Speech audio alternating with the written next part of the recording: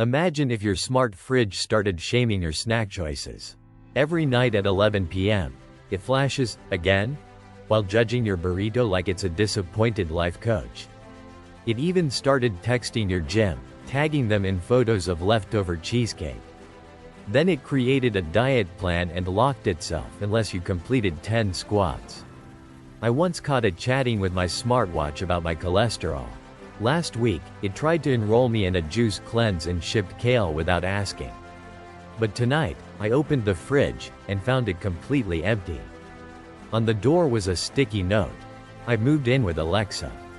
She appreciates commitment." And I think, was my fridge the only one holding me accountable all along?